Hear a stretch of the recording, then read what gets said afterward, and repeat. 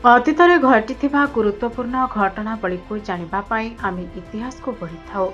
ଆମ ଇତିହାସ ଆମ ଗର୍ବ ଗୌରବକୁ ବହନ କରିଥାଏ। ତେବେ ଆଜି ହେଉଛି 14 ଡିସେମ୍ବର 2025। ଆସନ୍ତୁ ଜାଣିବା ଆଜିର ଇତିହାସ। ପ୍ରତିବର୍ଷ ଡିସେମ୍ବର 14 ଆଜିର ଦିନକୁ ଭାରତରେ ଜାତୀୟ ଶକ୍ତି ସଂରକ୍ଷଣ ଦିବସ ଭାବେ ପାଳନ କରାଯାଏ, ଯାହା ଶକ୍ତି ମନ୍ତ୍ରଣାଳୟ ଅଧୀନରେ ଥିବା ଶକ୍ତି ଦକ୍ଷତା ବ୍ୟୁରୋ ଦ୍ୱାରା ପାଳିତ ହୁଏ, ଯାହା ଶକ୍ତି ଦକ୍ଷତାକୁ ପ୍ରୋତ୍ସାହିତ କରିବା ସହିତ ଶକ୍ତି ସଞ୍ଚୟ ବିଷୟରେ ସଚେତନତା ବୃଦ୍ଧି କରିଥାଏ। ପୁରସ୍କାର ଏବଂ ଅଭିଯାନ ମାଧ୍ୟମରେ ସଂରକ୍ଷଣରେ ପ୍ରୟାସକୁ ସ୍ୱୀକୃତି ଦେବା ପାଇଁ ସ୍ଥାୟୀ ବିକାଶ ପ୍ରତି ଭାରତର ପ୍ରତିବଦ୍ଧତାକୁ ଉଜ୍ଜ୍ୱଳ କରିଥାଏ। 14 ଡିସେମ୍ବର 1864 ଆଜିର ଦିନରେ ଜଗତ ନାରାୟଣ ମୁଲ୍ଲାଙ୍କ ଜନ୍ମ ହୋଇଥିଲା। ସେ ଉତ୍ତର ପ୍ରଦେଶର ଜଣେ ପ୍ରସିଦ୍ଧ ଓକିଲ ଏବଂ ପ୍ରସିଦ୍ଧ ଜନକର୍ମୀ ଥିଲେ। ସେ ଆଗ୍ରା ବିଶ୍ୱବିଦ୍ୟାଳୟରୁ ଆଇନ ପରୀକ୍ଷା ପାସ୍ କରିଥିଲେ ଏବଂ ଲକ୍ଷ୍ନୌରେ ଆଇନ ଅଭ୍ୟାସ ଆରମ୍ଭ କରିଥିଲେ। ସେ ତାଙ୍କ ପରିଶ୍ରମ ପାଇଁ ଖୁବ୍ କମ୍ ସମୟ ମଧ୍ୟରେ ପ୍ରସିଦ୍ଧ ଓକିଲମାନଙ୍କ ମଧ୍ୟରେ ଲୋକପ୍ରିୟତା ପାଇପାରିଥିଲେ।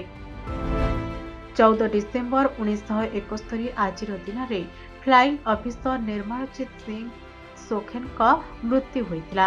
ସେ ଜଣେ ଭାରତୀୟ ବାୟୁସେନା ଅଧିକାରୀ ଥିଲେ, ଯିଏ ଏକମାତ୍ର IAF ଅଧିକାରୀ ଥିଲେ।